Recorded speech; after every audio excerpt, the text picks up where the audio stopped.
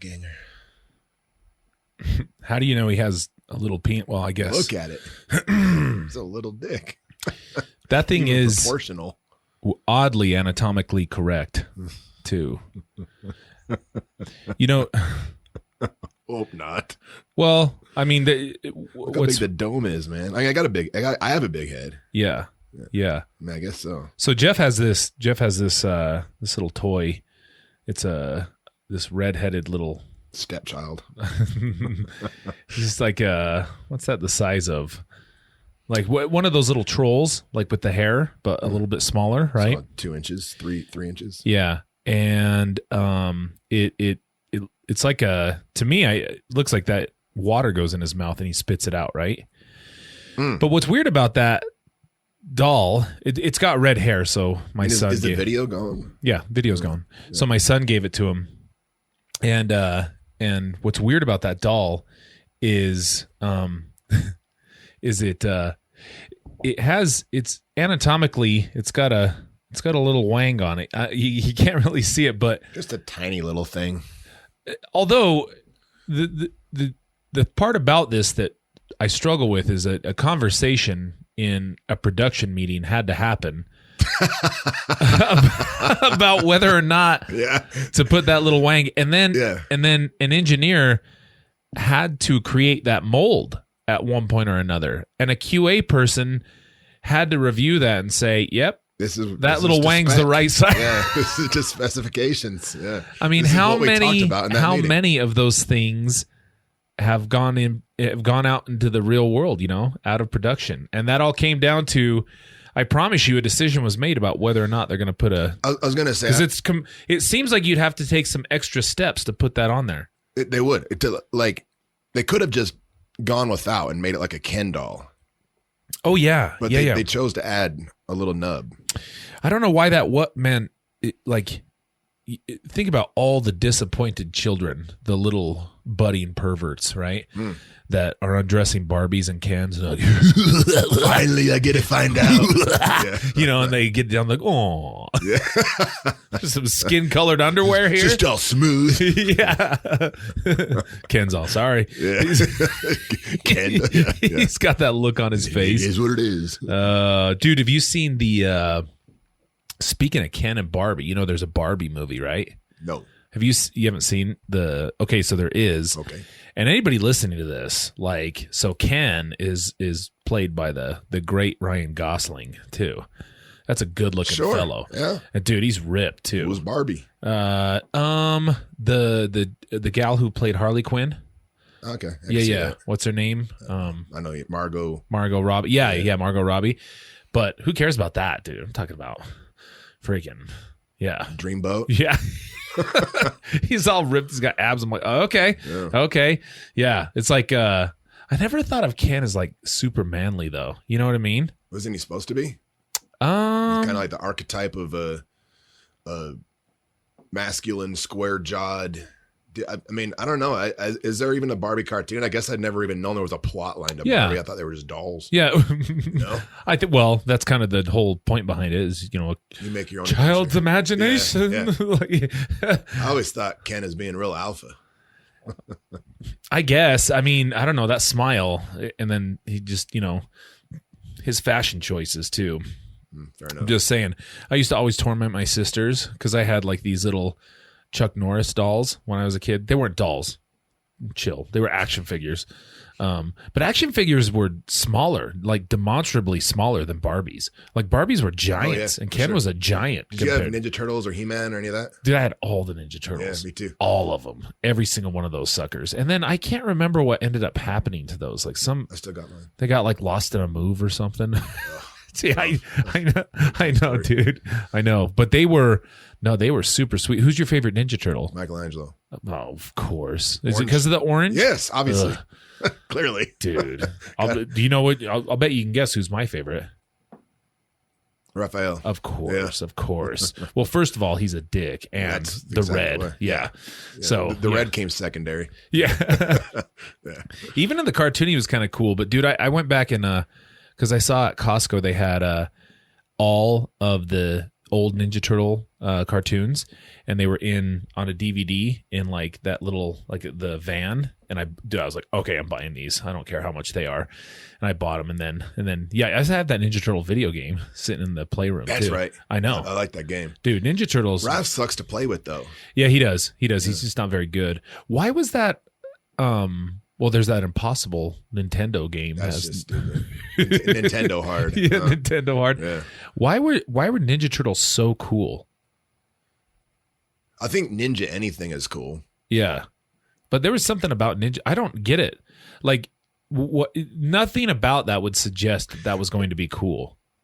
You know what I mean? Right. I mean, think about that pitch. That pitch is is about as good as the pitch for this dude. Yeah. Well, let's see. All right. So there's some ooze that ends up turning ninja, like 4 turtles and a rat into these anthropomorphized hybrids, and they fight crime. Yeah, but turtles. I know that is weird. And then where did the ninja stuff come in? And there's a lot of technology in like that. Why ninja? Yeah, why ninjas?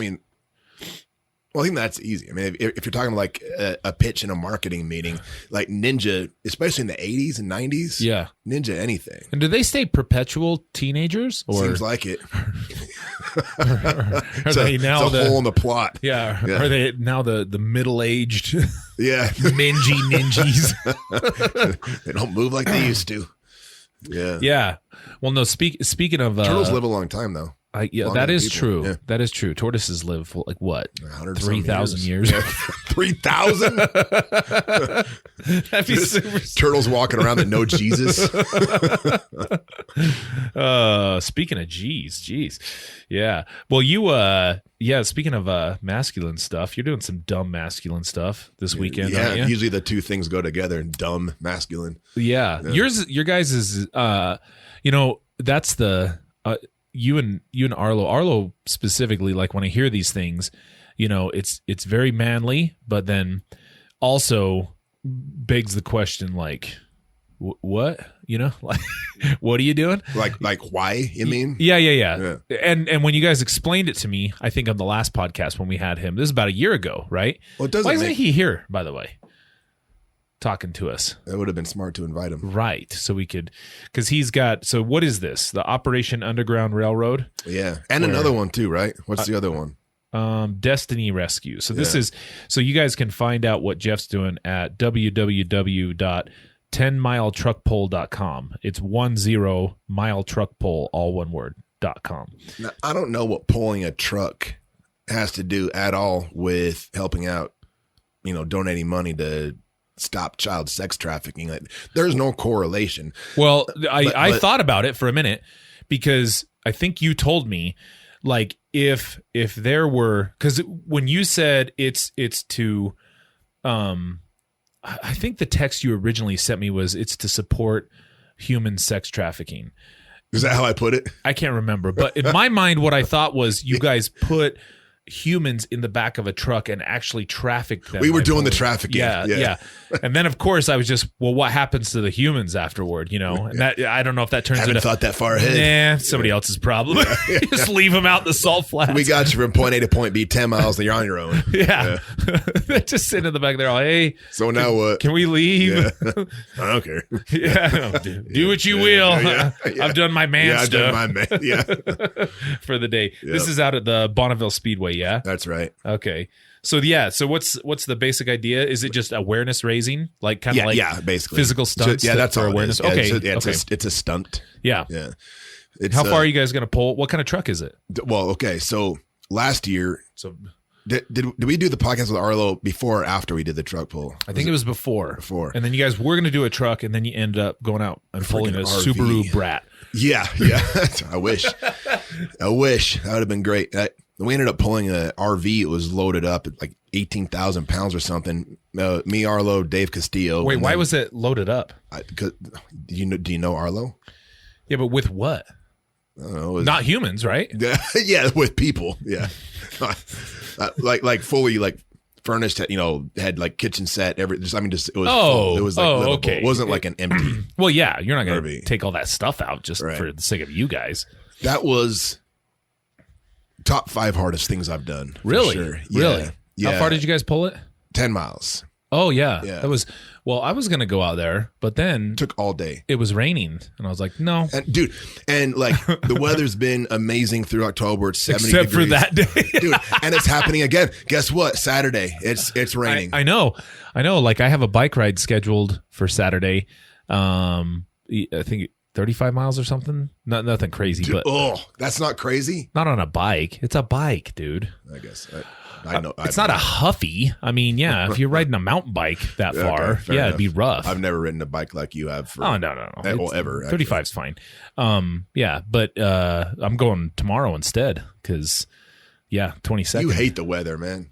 You full on trained for marathons and said, nah. Yeah, It no, rains. I don't like cold. I don't like cold stuff. Well, I've heard you say it though. You're if I know you, it's that like the race itself is supposed to be the reward, and so Yeah. you want it to be enjoyable. Yeah. Right. Yeah, I get not that. miserable. And then It just seems like all that training though, man. That's like, and then to not do it, it's heartbreaking. yeah, that only happened one time that it was but there was something wrong with me too. I made it I went to the halfway mark on the Ogden Marathon, but it was snowing at the start line. That And sucks. dude, my feet were numb by the time I got there and hurting, and I didn't know what was going on. Like, so Were you sick?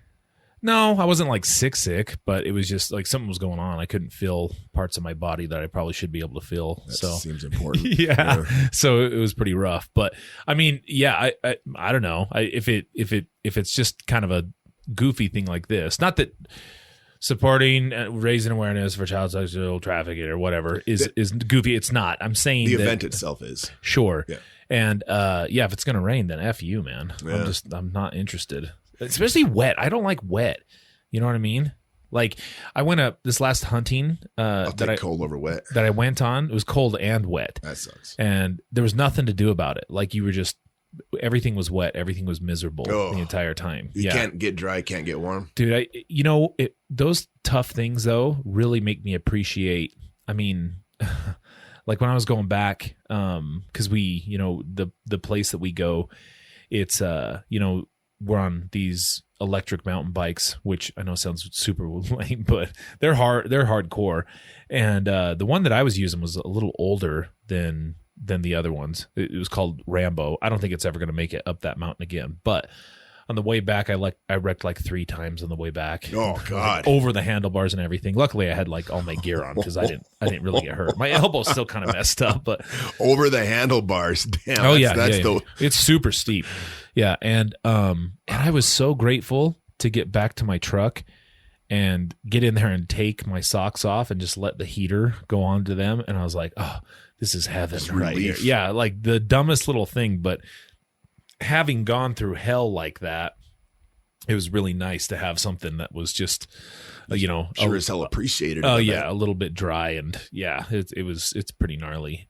But then Alan, that crazy bastard, he stayed up there another 2 days. It was snowing and everything. It was rough. He's yeah. built different. Yeah, for sure. Yeah. That well, yeah, I was thinking since this was coming up, what's this? Operation Underground Railroad. Yeah. Currently works in 40 countries in all 50 states. They rescue victims, help provide aftercare, and offer tools and resources to domestic law enforcement agencies to help fight human trafficking. And then this is also for Destiny Rescue, which works in 10 different countries in Latin America, Asia, and Africa. They focus on rescuing victims and safely reintegrating them into their communities. And so whatever money you guys get from people donating to this, it goes to that. Yeah. That's right. Okay. That's cool. That's right. There's a couple documentaries on YouTube. I haven't watched the Destiny Rescue one, but there's the Underground Railroad one. It's wild. It's something that 100% appeals to me, although I'll never do it. They legit go like kick down doors and like rescue kids. Arlo said he was going to do that, right? Yeah. Did he ever do any of that? Well, actually, no. But damn it, I know. That's the thing is like Arlo and I were both looking at it. We had loosely scheduled to go talk with their people a few months ago, and it just fell through. But so you guys chickened out. Okay, cool. Actually, yeah. But look, I have no business doing some like special operations. Like I got to leave that for the people that have that kind of training. I'm not like what. I mean, it's kind of like with you and fighting. Like you do jujitsu, which you're good at, but like when it comes to fighting, getting punched in the face, I'm not very good at getting punched. I just think it's like and I don't know. I mean, I respect it a lot. Like it's one thing that I can be a fan of. I struggle with being a fan of anything, but I can be a fan of that. And I have a lot of respect for it. But man, I just don't, I mean, I don't know. Fighting's fun when you win, right? Like it's really fun, but outside of that, it's just not fun. No, I love it. No. Like getting punched. Oh, no. That's not fun. Yeah. No, I'm talking about. Okay. All right. Fighting. Wrestling. Right, yeah. Of course. All right. Yeah. No, losing. Yeah. Man, especially, and look, this is maybe lame to admit, but like my worst fear would be getting knocked out in front of all my friends, all my family. Oh, dude. Just flatlined by somebody. I know. Oh, I would never let it down, ever. I would never let it go, ever. Like your wrath is specifically who I don't fight. My wrath. Yeah. That would just be embarrassing, but I mean, just neurological issues too. It just doesn't seem like it just, I mean, granted, those people are just tough and, cut from a different cloth, but it just, I don't know, man. It just doesn't appeal to me to actually do it. I mean, I've been in a lot of fights in my life, but they all seemed, opportunistic and I don't know, spur of the moment. I figure not something with intention that you train, and during the 12-week training camp, you're getting blasted in the head. So I was with my buddies, I'm like, this is gonna go, not in front of people, where it could, spotlights on you. Excuse me. Well, it's kind of funny because like when I think about that truck pull and what you guys are doing, it just reminds me like of when I think about Arlo, that's like a manly man. Like he is for sure a masculine dude, but at the same time, one of the most gentle creatures I've ever met. You know what I mean? And absolutely. So, well, right. So like this is where I wanted to talk about this tonight because I'm sure, are familiar with the term toxic masculinity. Yep. I mean, we both are. And one thing I want to prepare everybody, we're not getting into a ton of like gender pronouns and shit tonight. So I don't think we ever will because it's kryptonite no matter what way you go on it. Right. So it's going to remain a mystery where Jeff and I stand on all that. Yeah. But when I was thinking about like what it means to be masculine, right? Like you can't help but consider Arlo to be a masculine dude, and you too. But you guys are pretty gentle too when it comes right down to it, right? And so I think about those things and I'm like, well, I don't know. I look at a lot of the clients that we work with, and we work predominantly with men. And we were having this conversation just the other day in group, and I was really getting it down to what the differences are, especially in the criminal justice system, with how men are looked at and how women are looked at. In the men and women in the justice system? Yeah. Okay. Yeah. Because it's kind of highlighted there, right? Like there are stark differences in terms of their treatment. Okay. Like how they are treated. I think we've given a few examples there. And so, my appeal to that is, well, you can, guys start to link masculinity and manhood and being a badass with like prototypical things like aggression and violence and just shit like that. You know what I mean? And I just don't think it does us as guys any favors, because if ever I'm on the receiving end of judgment from the criminal justice system or anywhere else, I would like to be looked at a little bit differently. You know what I mean? And I don't know. I wanted to talk a little bit about that to try to see where you stand on it, and then I'll also kind of share obviously our points with our listeners to maybe add some thought to their mix in this whole thing. But I don't know. I don't even like that term toxic masculinity. I think it's I'm sick of the word toxic anyway. It's so overplayed. It's right up there with all the other words like journey. And, yeah. Full stop. Yeah. Yeah. Right. No. Yeah. Like the concept like toxic masculinity. Well, do we have a definition that we can look up, like just kind of how it's colloquially defined? Because I think we know where it just kind of here's the problem as you're looking it up. Yeah. This is my problem with that phrase is that toxic masculinity and masculinity seem to be interchangeable words, synonymous words to people that say toxic masculinity. It's as though there hasn't really been a good definition of what healthy masculinity is. Toxic masculinity test. What? Well, let's see. We got the New York Times. What is toxic masculinity? Let's see. Medical News Today, Wikipedia. Should we just go Wikipedia? Yeah, let's do Wikipedia. All right. Wikipedia works. Toxic masculinity is a set of certain male behaviors associated with harm to society and men themselves. Traditional stereotypes of men as socially dominant, along with related traits such as misogyny and homophobia, can be considered toxic due in part to their promotion of violence, including sexual assault and domestic violence. The violent socialization of boys often normalizes violence, such as in the saying, boys will be boys, about bullying and aggression. And so, yeah, that, you know, it's interesting because we just got through talking about our love for fighting and everything. Yeah. And I mean, I think there's some differences. Just, I don't want to harp on the fighting thing for too long, but like consent plays a big role. Yeah. I think in the type of fighting that you and I might endorse. Sure. You know, and like purpose driven, but like kind of back to what I was saying that, you know, toxic masculinity is a pretty, well, it's like household term basically at this point, at least it seems like it. And the people that often promote or talk about toxic masculinity,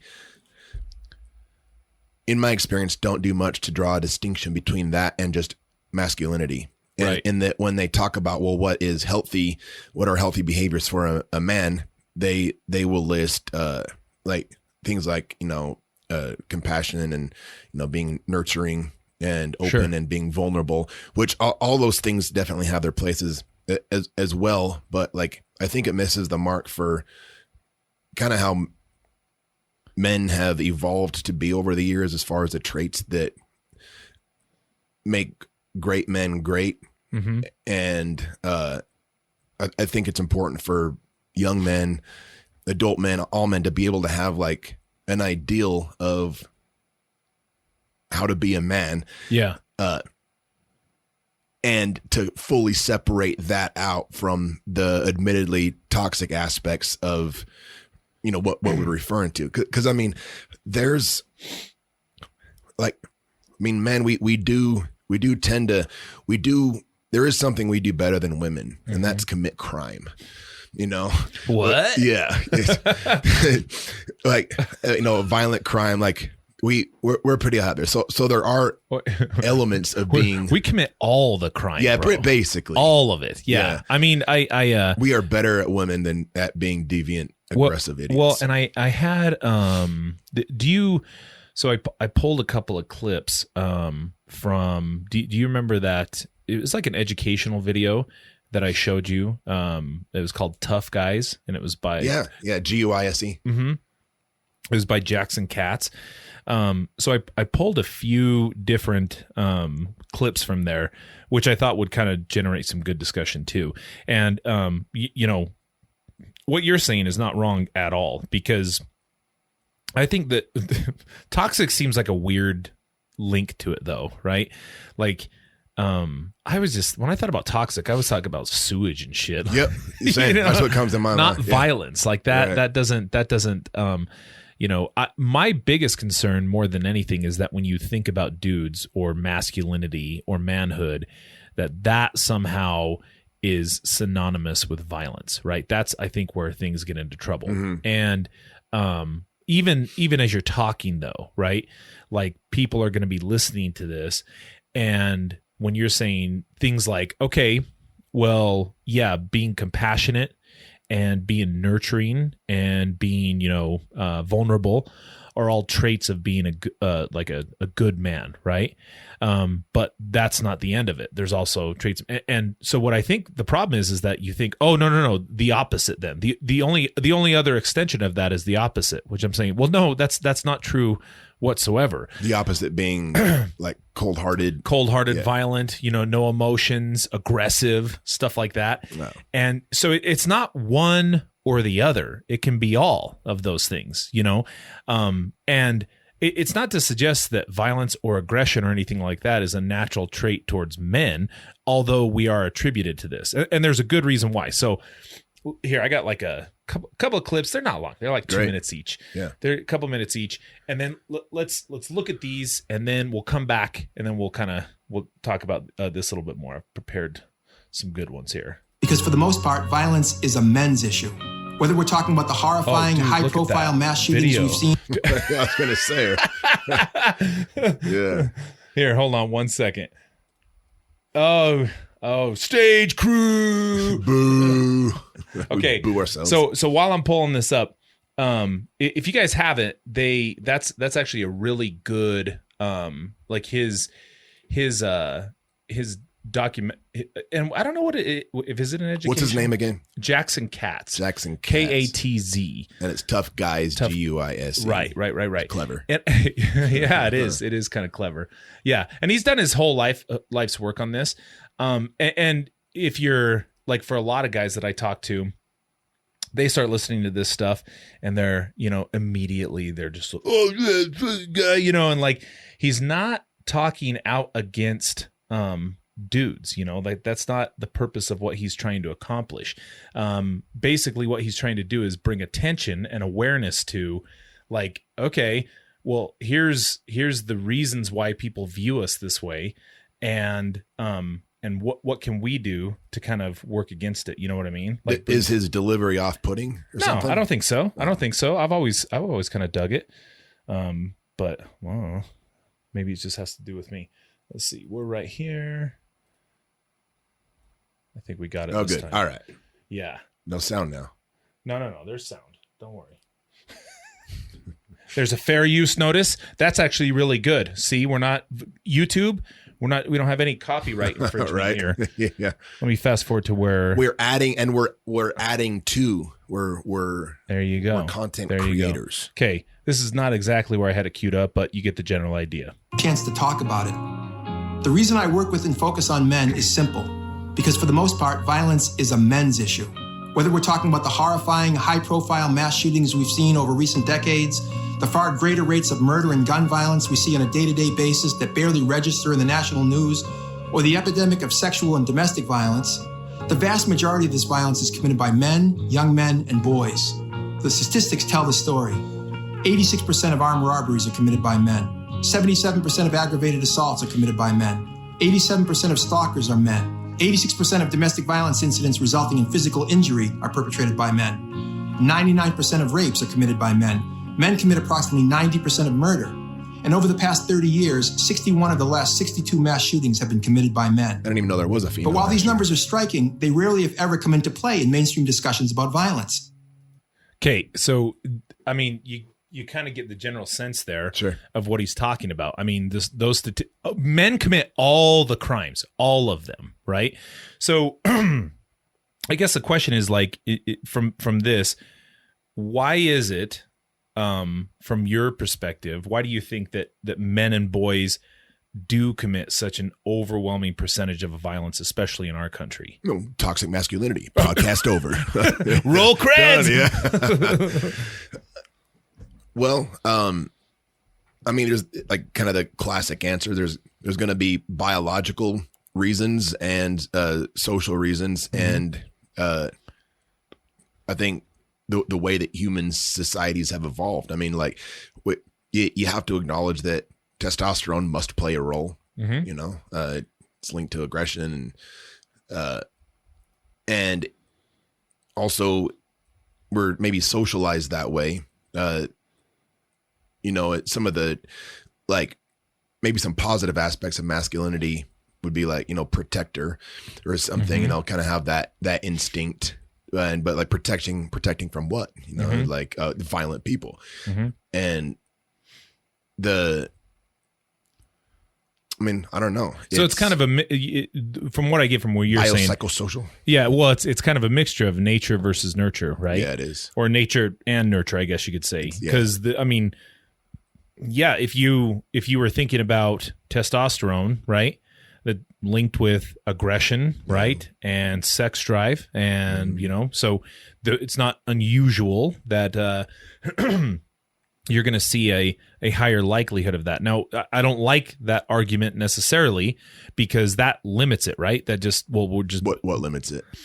Well, if we just say we have testosterone, then then it just as the only variable, right? We're just mindless beasts, and we can't be controlled, right? Because you said something else. I think that part of it is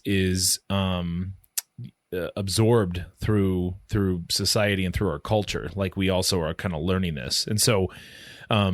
This is where sometimes, like, when you start getting into like how you choose to express your gender, being masculine, how you choose to express that is I think it differs from like culture to culture, society to society, because yes, in general you're going to have some general characteristics of what it means to be a man and masculinity and so on and so forth, but then depending on where you grew up and what you were taught will have a whole lot to do with how you act, right? And I would just think, we'll use some extreme examples, but I don't know. I would just imagine that dudes in Finland, or not Finland, Iceland. Or Greenland. Which one's Greenland's the really cold one, right?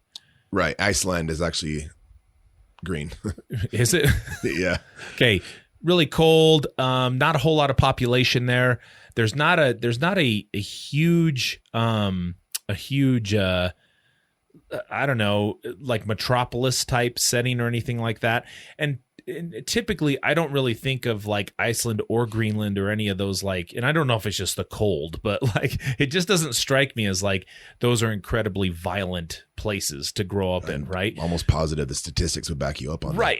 that. But if then I were to go over to like, I don't know, war-torn countries like Sierra Leone or something like that, and I look at that, and again, I don't know if the climate has anything to do with it, but it's hot, there is a lot of, kind of not really, it just seems those two different areas, you grow up in a different environment and you would respond differently to those. I mean, sure, there's, maniacs everywhere you go, but I'm just saying in general, statistically, what are you looking at in terms of where you grew up and how you would learn what it means to be a man in those different areas? I mean, are you talking, so like, you compared like Greenland to Sierra Leone. I mean, you brought up heat, which I think it actually is a factor, but there's, population density, and then also like cultural clashes. Sure. If you have multiple cultures or religions, I know. Yeah, right. Exactly. Mm-hmm.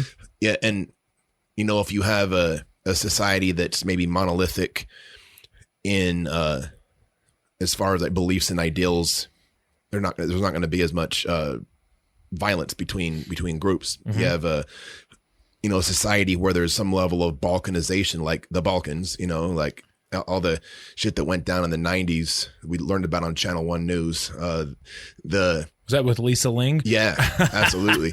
But it was Serbia, Croatia, Bosnia, Herzegovina. Yeah.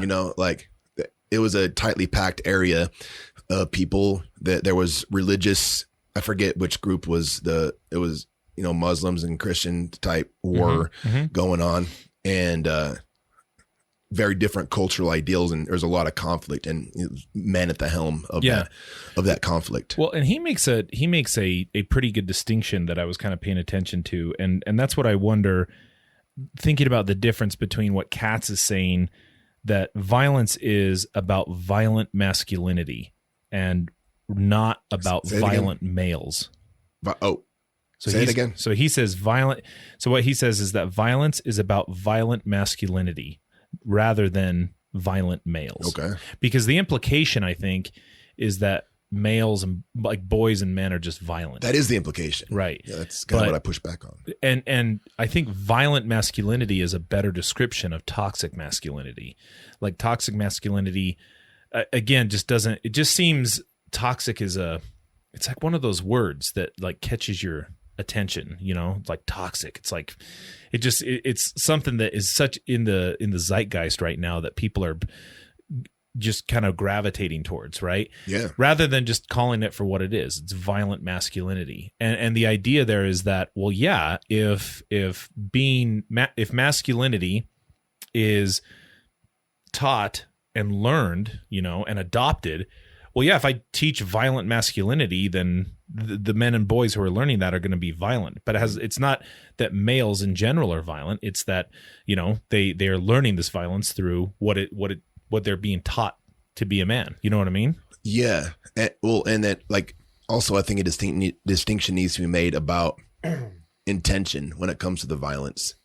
Like, I mean, because it's kind of two sides of the same coin, is that it seems to be that an absolute disproportionate amount of men are the ones that are committing violent actions. Yeah. And on the flip side of that, the variable that tends to, in the moment, stop the violent action is often violence. Right. And violence waged by people that are in a protector status as opposed to like a criminal status. And so violent masculinity, I almost feel like, I mean, it would be clumsy wording, but somehow some version of intent has to be worked into there. It's because I think that's the thing, is that it would be nice if violence didn't exist, and that I mean, that will never happen. Right. It's going to exist, and I think it'll probably be men waging it. Sure. Yeah. And it pretty well defines, like, you know, why a lot of law and order exists, right? We've kind of talked about that before, like kind of the idea of the zero-sum game, that our choice to follow laws and rules boiled down to whether or not we're willing to engage in violence, you know, to kind of get our way. And at one point or another, the zero-sum game is that I lose that. And we're trying to change that mentality into like, well, no, we can, you know, provided that I'm just choosing to follow rules, then that it doesn't turn into that. Like my decision to turn that into a zero-sum game where, you know, police officers, the government essentially is going to now use violence to control my behavior. That's where it becomes a problem. Or I'm going to try to out-violent them, which you're never going to be able to do, right? But it's kind of funny because have you ever noticed one thing that I thought I saw in this, which was crazy, was like, when he has a term for this, it's kind of the next segment that he has on here. What I wanted was, he talks about hiding in plain sight, and basically when it's fun, I don't know, it's kind of like the thing to do these days is to shit all over dudes, right? Males and stuff. Yep. And but when it's like commented in the news and stuff like that, it's never described that way. It's never described as this is a male problem. And look, it's kind of like saying, well, it doesn't really help us now work on this issue and say, well, we need to rethink about what it means to be a male. This is actually pretty good stuff. All right. Take a look at this. If I can get my cursor. And this has been true across the board. No matter what kind of violence is under scrutiny, there's been a systematic failure to focus on men as men. A failure all the more glaring given that mainstream media outlets have no problem at all taking gender seriously when women are the ones doing the violence. Teenage girls involved in violent fights. A fight between two young girls breaks out on the playground. More and more teenage girls are getting involved in violent fights. When girls and women act out violently, their gender becomes the story. The same way race becomes the story with men of color. The horrific murder rate in Chicago. Does it have to do with guns or race? When men of color rape women or shoot people or blow things up, race and culture move to the forefront of the story. Is there a racial situation? Not necessarily. Crowding out the fact that the vast majority of the perpetrators under consideration, no matter what color they are men. All of this is partly a function of how dominant ideologies work linguistically to conceal the power of dominant groups. For example, when we hear the word race in the United States, we tend immediately to think about African Americans, Latinos, Asian Americans, Native Americans, Pacific Islanders, South Asians. When we hear the term sexual orientation, we tend to think of gay, lesbian, bisexual, and transgendered people. And when we hear the term gender, we tend to think of women. In each case, the dominant group, white people, heterosexual people, men, don't get examined. As if white people don't belong to some racial grouping, as if heterosexual people don't have some sort of sexual orientation. as if men don't have a gender. In other words, we always focus on the subordinated group and not on the dominant one. And that's one of the ways that the power of dominant groups isn't questioned, by remaining invisible. And when it comes to masculinity, this invisibility often runs across the political spectrum. I'm here to... Okay, so in other words, you kind of see what he's saying. Like when it boils down to like if girls are being violent, like it's so novel that their gender becomes the issue, not the violence itself. Or if there's guns or race that's involved in this, well then that becomes the issue. Forgetting the fact that like all those statistics that we went through was a male problem. So like men are the default. Right. Yeah. Like it's almost so like granted that that's the case that they're just not even willing to kind of even look at it. Here's like it's not two men getting a fight. If you hear like two people are fighting, you're like those are dudes. So but they don't say two men got in a fight, but they'll say two women got in a fight. Right. So like if you look at this, like here's his hiding in plain sight kind of premise here. After every event like this, the questions always are the same. What causes this kind of a shooting? How can this happen? How can they be stopped? Look at media coverage of mass shootings. During hours and hours of exhaustive reporting, commentators seem to go out of their way to find gender-neutral ways to talk about this violence. The shooters in Aurora, the shooters in Newtown, the Connecticut shooter, the Aurora shooter, the alleged shooter, teenage psychopath, mass murderers, the suspect, that kid, this punk, this murderer. The male perpetrators become shooters or murderers or assailants or killers or suspects or psychopaths and any number of other genderless beings. It's kids killing kids in the heart of America. Violence committed by boys becomes kids killing kids and youth violence. Here is a revealing and frankly horrifying picture of youth violence in America. It doesn't seem to matter that girls are kids and youth too, but only commit a fraction of these kinds of crimes. The issue gets framed as a kids issue and a problem with youth in general. And this baseline failure to acknowledge gender has a big effect when the discussion turns to other supposed causes of violence. Violence in the entertainment culture. Bloody games, gory movies, brutal TV shows. Call of Duty or Halo. Mental health issues, the faith issues. Autism or Asperger's syndrome. You're blaming the gun. Their mom and their dad. Substance abuse. Mental health, violent games, violent movies. I want to blame the real culprit. Alex. Suicide pills. Alex. Mass murder pills. Alex Jones. Oh my gosh, that guy. That was his heyday right then. Yeah. But so I don't know, like when you, I mean, why do you think they're doing that? Why do you, I don't know if that's deliberate though. Why do you think like the news commentators that's what they're are using gender neutral terms to talk about like perpetrators when all the perpetrators are predominantly male? I don't know. Because like this Tough Guys documentary appears to be implying that it's maybe to protect men or to like not point the finger at the culprit, kind of to talk about it in a gender neutral way.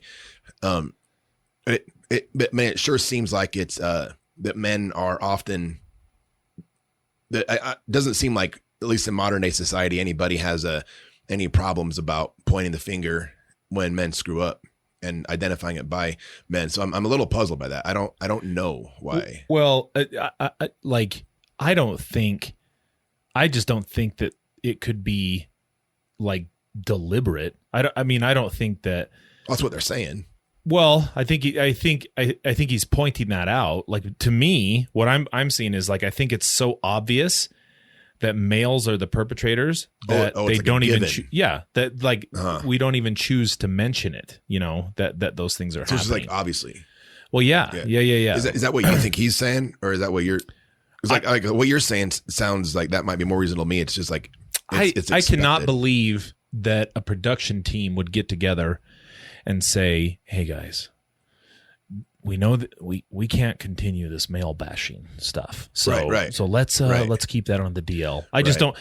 I mean, if anything, well, you know, like some of those news commentators, I think particularly with, and those were kind of some older clips, but still, I think I don't notice this at all nowadays either. Is like this is a male problem. You know what I mean? Like that this is turning into, rather than identifying as a male problem. And this is I think it's a given at that point. Even our last one, when we talked about mass shootings, nobody talked about the fact that, you know, the wave of the recent mass shootings that have that have sparked the idea that, okay, mental health providers, they're going to be the ones that are going to take care of this. Those were all dudes. Every single one of them were dudes, right? And was there a mention that they were men? I don't recall. There wasn't. Yeah, and there was no focus on it, certainly. There was no focus on it. Otherwise, yeah. Because it was just granted that those were men. You know what I mean? That's what I'm saying. And I think that reinforcement, that subtle reinforcement that we're not paying attention to, it doesn't draw a clear distinction between dudes like you and Arlo, you know, who are masculine, but also not, I wouldn't categorize you guys as violent at all. And other guys who are men clearly, but who are incredibly violent as well. There's no distinction because you're not pointing it out. It's just a given. Oh yeah, dudes are violent. And so when a blanket term like toxic masculinity is used, and you know, kind of my earlier point is that there doesn't seem to be a distinction between masculinity in and of itself and then toxic masculinity. That would be the kind of the explanatory reason behind it, is that distinction isn't given, it's not drawn. And that's I think it's like Arlo is a great example of that. And you know, you're giving me some love too with that, but like I don't want to talk about myself. We'll talk about Arlo. Okay. Yeah. He genuinely one of the nicest human beings I know. He, you know, him and his wife devote their time to doing like ministries in other countries and helping do work like in Costa Rica and different countries just for like weeks at a time. They've done missions. They, you know, like fundraisers like this. And he's also one of the strongest people I've ever met. And the dude can fight also. Yeah. And, I mean, he did a Turkish get up with a human. That's pretty impressive. Not many people can do that. Yeah. If you don't know what a Turkish get up is, look it up. Yeah. He did that with a person. Yeah. And so like, I think he is a great example of what men should aspire to be. And because he has all those traits that we'd want him to have. It like, it's, you know, he is nurturing. He's a great dad. Yeah. You know, he's a leader in the community. He's a leader at his church. Yeah. You know, he often speaks. So he's got these things. He's the leader. He's super competitive. That's also a masculine trait, but not in the way. I mean, he organizes tournaments and invites those of us that like strength training and jiu-jitsu to do these random tournaments. He challenges us to do like all these wild off the wall things like pulling a truck 10 miles and like all these things that are masculine traits, coupled with the sensitivity and the vulnerability that we get encouraged to do. You know, as mental health professionals, we know, you know, we often encourage men to like talk about how they feel. That's all very doable, you know, but I think that kind of coming back to the violence point, you know, intention matters. Like, one of my favorite quotes was said by one of the worst people in the world, Chairman Mao, you know, yeah. But he had a, you have it hanging above your bed. Yeah. I basically do it. It's that civilize the mind, but make savage the body. Okay. Yeah. You know, I love that. I think that's a great template for, I mean, he probably should have took his own advice. Wasn't he not in the greatest shape? He was not in great shape. I was going to say. He was. Take your advice, son. He was. I think he was living high on the hog there. He wasn't putting in the same work as the people he was starving out. There you go. Yeah. Well, that's where all the food went. Right. Exactly. You know, and like being, I think the idea is that like being a pacifist is thought about as being good as a social ideal, you know, pacifist meaning that you always promote peace, you don't engage in violence. And look, like obviously that's ideal. That things go better when people are peaceful. I don't think that a person can get like bonus points for being a pacifist unless they have the capacity to be violent. It's more respectable for somebody to have the traits that make somebody an effective protector or a warrior or, you know, just capable. We'll just call it capable. And lost my train of thought. Help me out here. Well, the one thing is on this where Katz is, because the question I was asking was more like do you think this is a conscious effort on part of like news commentators or our media, right? Like, in other words, do you think it's just simply too obvious that to point out that men and boys are responsible for violent acts, right? But and what Katz kind of goes on, and I like this. He, so his thing is, he says, while mainstream analysis of the causes of violence regularly focuses on myriad variables, from guns and drugs to video games to dysfunctional families, there's often little to no analysis of why it is that girls and women are also affected by such violent variables, yet commit nowhere near the level of violence men and boys do, which is totally true. Right. It's not as if women live in a bubble and they aren't exposed to the same stuff that we are. They're in the same.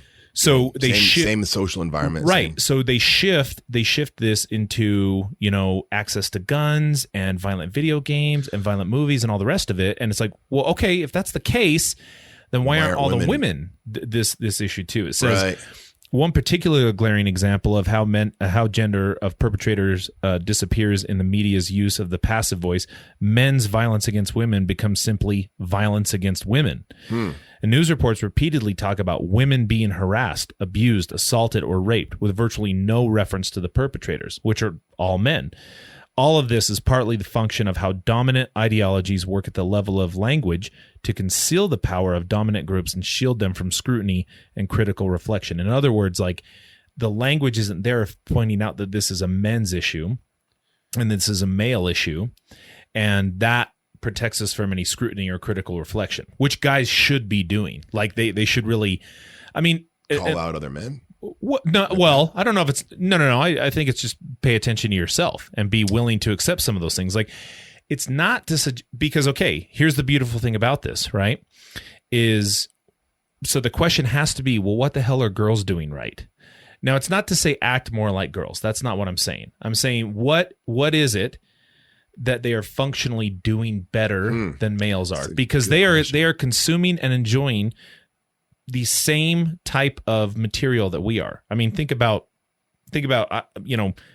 girls that we all know that love violent movies, and gory movies. And dude, murder podcasts. The reason why murder podcasts exist and are famous is because, like, girls like listening to that. Okay, I like listening to them too.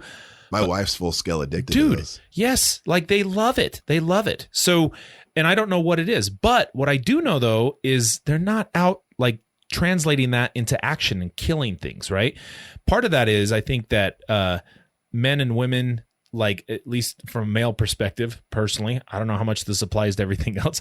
I just feel like guys are more behavioral and they tend to be more action oriented than emotional and cognitively oriented. What about like status? Men jockey for status and kind of like pecking order type stuff. Oh, sure. Yeah.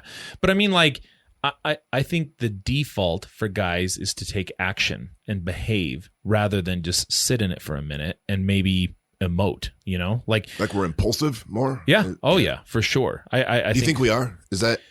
I don't know that. Is that seems like it would be true. I think we're quicker to action, which would then signal that we just don't think things and deliberate things as well, right?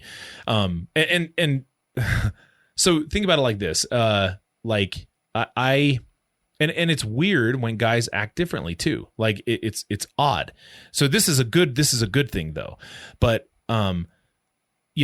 there's how many countless. There's a really good video called "It's Not the Nail." I don't know if you've seen it. Yeah, absolutely. Okay, and the whole thing is show that to clients. Yeah, in this, the basic premise is the guy's talking to the female, and she has a nail in her head, and she's complaining to him about not just headaches and pressure in her head and stress and all that, and she's got a nail sticking out of her head, and it's obvious. And he's trying to point out, he's like, well, you got a nail, and she's like, it's not about the nail, you know what I mean? And he's like, okay, and the whole thing is she just wants him to listen to her, right? She just wants him to, and he gets bonus points once he does just ignore the nail and say that must be tough. That must be really hard, Yeah. And then she's talking about getting her sweater snagged and all this other stuff. And he's like, you could just, okay. Now what I think that's a minute and a half. Okay. So if any of you have time, just YouTube It's Not the Nail, and you'll see what I'm talking about. And it encapsulates this issue, is that men focus on problem solving, and we are action oriented and we're behavioral oriented, whereas females tend to sit in it longer, sit in the situation longer, deliberate, and cognitively work through the issues, and are willing to be emotional about the issues. And we're weird. We categorize them as crazy. Like, you know what I mean? Like, guys, dude, she's crazy. And I'm like, crazy. Meanwhile, we're the ones beating people's ass. I'm like, crazy for what? Right. And did you see her crying and carrying on? I'm like, well, yeah, I saw that. But okay. And what? You know what I mean? Guys, on the other hand, we hurt ourselves and other people at an astronomical rate. You know what I mean? Like, and I'm like, okay, we need to be crazier then, guys. Like, dudes, males, we need to be crazy. Okay, we need to start. Like, let's start being crazy, because if that's what crazy is. Let's do it. Right, because the way you're describing this, and that's the difference. Because sometimes I don't know if that's glorified or accepted or okay, but I think that hurts guys, and people look at that and they start to just. All it is it turns into kind of a numbers game, right? So judges, POs, lawyers, everybody who looks at this says, well, that's a dude. And what I do know about dudes is they just tend to be more violent, and they have higher recidivism rates, and they're less likely to be rehabilitated. So the punishments for this person need to be a little bit stiffer, right? Whereas females, opposite end of the spectrum. Now, of course, everybody has some trivia, like, I don't know, some story about crazy Barbara down the road, or what, or whatever. Yeah, anecdotal evidence. Right. I don't care about that. I'm saying in general, this is kind of the case because otherwise, I think if you're not paying attention to this, then you're not going to be able to address the issue at all. Right. Even I've encouraged guys to try to be upfront in relationships and talk to their, say, hey, I'm an idiot, honey, by the way. And so I don't know what type of conversation this is. Is this a you want me to fix something for you conversation? Or is this a you want me to listen to you conversation? Because I'm willing to do both because I care about you, but I'm too stupid to know which one we're talking about. Go, I don't know how well that works. Kind of sounds like it might not work very well. But remember that old school book, Men Are From Mars, Women Are From Venus? Yeah. That's literally what the whole book's about. Yeah. That exact concept. And it I think it does. Oh, you read that? Dialogue. Yeah. Gross. I had to. Yeah. Why did you have to? When my first job in this field, I was working for the company that had the contract at Nuke. And there was a healthy relationships class, and they used that as a curriculum. And you had to? That was a curriculum. That was curriculum? Yeah. Were there questions and answers and stuff? No, that was up to me to figure out. It was great. Yeah. Oh, that's awesome. But it was that concept. Yeah. Well, dude, this is how I look at it. Like, I think about this. Well, if you just, I think this, if you start to put this into, if it's just a turning it into that, okay, this is just how it is. I think that's very dangerous. And I think it's very dangerous, not just because we're not going to point the issue out, but I think it's also going to lead a lot of men to kind of give up, and say, well, because this is how it is. Right. We're screwed anyway. We're wired that way. This is one of the things that here, let me show you this last clip here. Right. And then you'll kind of get, look at that. Got dude. His AR. I know. AK, its way into mainstream discussions about violence, the conversation is usually less about men's identity than it is about their genes. There are young men involved in these things. There's a lot of testosterone there. What is it about the testosterone of being a young man that makes this come to this gun violence head so often? Why does it seem that these mass shooters are boys and not girls? Well, I think, I think there's probably some gender difference there. Maybe there's some insulation from, things endocrine, whether it's the estrogen level or who knows what. There's this common refrain that biology and evolutionary history are destiny, that men's violence is all about testosterone, and our prehistoric role as hunter-warriors were just programmed to be violent. It goes back to hunter-gatherer days. Yeah. And you hear another version of this in the common refrain, boys will be boys. Let boys be boys. They want to play rough. Don't try and over-medicate them and, turn them into girls. They're boys. A 6-year-old boy goes like this, and he's suspended. And we end up having to talk about it because, they just are unable to let boys be boys. And it all amounts to pretty much the same thing. Men's violence is somehow inevitable. We should just all throw up our hands and let the criminal justice system sort it out. One thing we can say for certain is men are more violent than women. I don't like it. This is a natural phenomenon. There's a close association between hormonal balances and levels of violence. It's like a facial tick. This is very clear. No one would deny that there are biological factors that sometimes come into play with violence. The problem is when biological arguments lead people to conclude that men are just beasts who are overcome by hormonal urges they can't control. The area of the brain that's responsible for aggression is larger in general in men. And so men's natural tendency is towards being aggressive. The fact is that human behavior is a product of a complex set of biological and environmental factors. And it's the height of male bashing to suggest otherwise, to imply that men are incapable of making moral and ethical decisions, that boys are born hardwired to bully, rape, and murder. But perhaps the most damaging thing this kind of thinking does is that it blinds us to the fundamental role that cultural systems play in all of this. Okay, so I mean, the part that I just don't like about, of course, there's a component there of the the biology behind being a male, of course, but it can't be the only factor, right? That's pretty limiting if it is. Well, right. That because then it doesn't take into account the fact that, like we've been talking for this whole time about dudes like Arlo, right? Which in my opinion, that's, if I was thinking about dudes, that's the kind of guy I would want representative of guys, right? Which is just usually not what we think, as a society kind of think about dudes when it comes to those things. And in fact, it's really weird, like, because I'm a big softie when it comes to like kids now, like I just can't help it. Like water works every single time. Yeah, see you with your kids, right? Yeah. And I was watching, I was just watching Ink Master the other day, and they did a flash challenge, and one of the flash challenges were they customized wheelchair rims for like there are all kinds of different disorders, but there's a kid with cerebral palsy and another gal with stuff I don't even know. Dude, the kids come out and they're, wheeling out and everything. And I'm like, I can't even keep my shit together. I just start crying because I'm like, oh, little kids, I don't even know who these kids are. And, and I'm like, okay, well that's it's weird sometimes to see guys like that, right? Like it just is weird to see guys acting that way, which it shouldn't be. But this is what I will say to that is that puts us in a really good position to take advantage of those things. Not in a bad way, take advantage of that. Like, here's the example that I love bringing up is I was in drug court, family drug court for, I think I did it for about 6 years, right? Predominantly my client base was females that were, using with a kid in utero. And then when they gave birth, kid tested positive, CPS was there. DCFS took custody of that kid. And the whole court was about getting custody back of those kiddos, right? And so mostly girls. Now, every once in a while, there was a dude that was in the family drug court. And one of my guys in particular, he had, he was a hardened dude. Okay. I mean, big time history of violence and aggression and run-ins with the police officers and everything else. Right.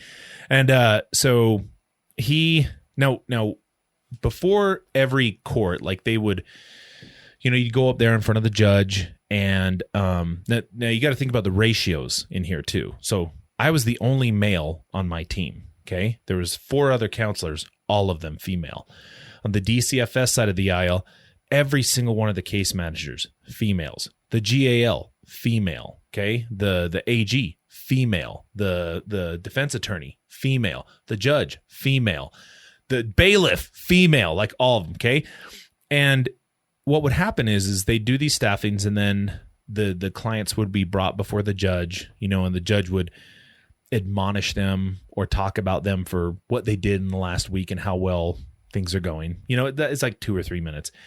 I swear you probably had 10 girls go up there. All of them, waterworks, crying, bawling. Some of them relapsed, some of them didn't. They're talking about getting their kids back and all this other stuff. And I mean, I'm not going to say that they were looked at with disdain from the other females that were in that room, but indifference is probably a better description of it. Oh, really? They just didn't care one way or the other that these girls were crying. You had a different reaction though, didn't you? No, I didn't have any reaction to that. No. I wasn't indifferent about them. I recognized that they were struggling, But the thing is they were so used to females crying, it didn't affect them at all. Oh. Nobody you couldn't see the other females in the room getting emotional. Okay. And I wasn't getting emotional because, I don't know, watching adults cry doesn't really affect me. Okay. Has nothing to do with them. Then my client comes up. Okay. Hardened dude. Everybody knows he's a hardened dude. And he had a pretty good month. Okay. And he goes up in front of there, and his daughter was just born. And they had some, and she was little, so she was a preemie, right?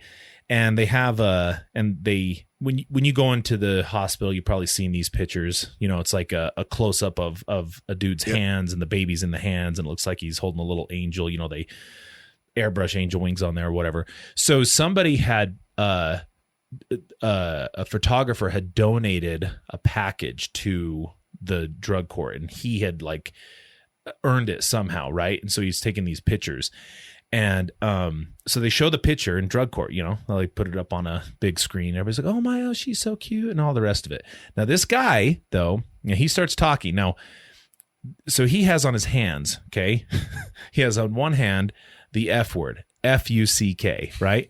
On this hand, on his knuckles. Yeah. The other hand, U, Y-O-U, exclamation point on the pinky, okay? Yeah. So you can imagine. Now, he was holding his daughter, and they had to airbrush that out. So he was talking to them, and he was saying, God, man, like, I can't tell you how ashamed I was when I went in and told them, you know, like, I had to have the conversation with the photographer, and the photographer said, oh, don't worry, we'll airbrush those out.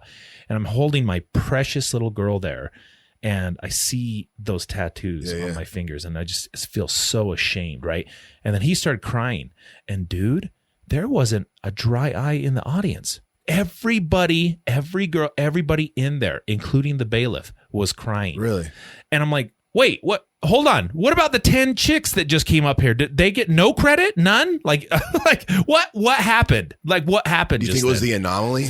I think so. Yeah. So this is where I tell guys, look, you have a gift given to you right now, because the contrast between you showing vulnerability and showing emotion is so odd and out of character that people are going to notice, and they're going to notice big time. Okay.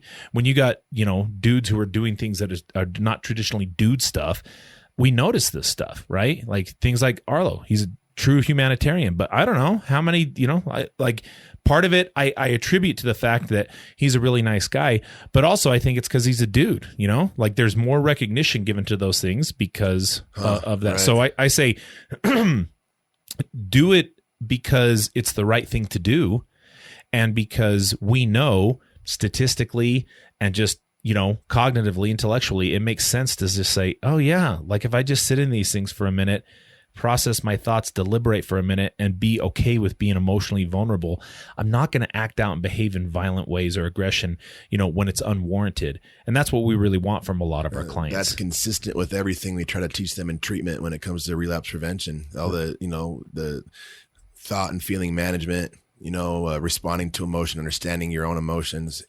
Right. Yeah. And I mean, I don't know if I have a prescription for it. I mean, if you had... Allow for it. Yeah. I mean, yeah, allow for it. I mean, if you had like...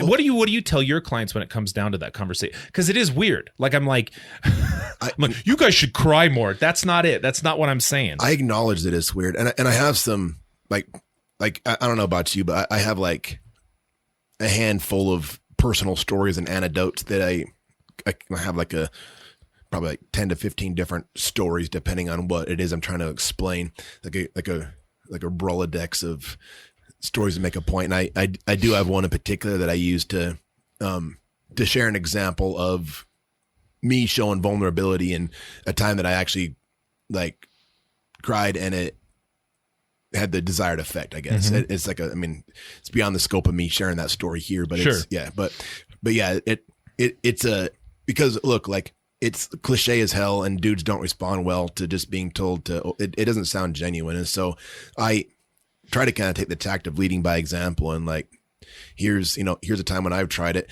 And I always open up the story by talking about how it was probably 2 or 3 years into dating who's my wife now, before she even saw me cry once, mm-hmm. you know, and I talked about how I was a hypocrite as a therapist. You know, I'm telling people to open up, but I'm not doing it. Then I go on to share this story, blah, blah, blah, blah, blah. And the way I tell it, I think at least resonates in that they can tell I'm being genuine. Mm-hmm. And then if they can see that I'm being genuine and I'm not just talking out of a textbook, and then it's like a legit story that's for real for me, that seems to at least get them to think about things. Mm-hmm. And when it happens in session, you know, like super common to have clients cry in session. Like that's not, all the time. Right. And like, I'm careful to not like rescue them from their emotion. I'll keep them in the moment, keep them talking, hand them a box of tissues, keep talking, and just kind of helping them sit with that emotion. Mm-hmm. And whether the tears are inspired by guilt and shame for what they did, or the destruction they caused in their family, or, you know, the sadness they go through from not being able to see their family for Christmas because of their decisions, like things like that. And so I make sure that, I mean, I don't rescue them from their emotion. I let them sit in it, but ultimately I might ask some cliche things to say, like, you know, like, appreciate you opening up. Sure. I mean, and I guess my thing is look, emotions are, I don't know how else to describe them other than just, you know, they're just energy associated with reminding us about survival, right? Yeah, right. And with humans, they're a very sophisticated reminder, versus like compared to like other animals who just live in fear all the time, right? Like we have a very large emotional range that allows us embarrassment and shame. Right.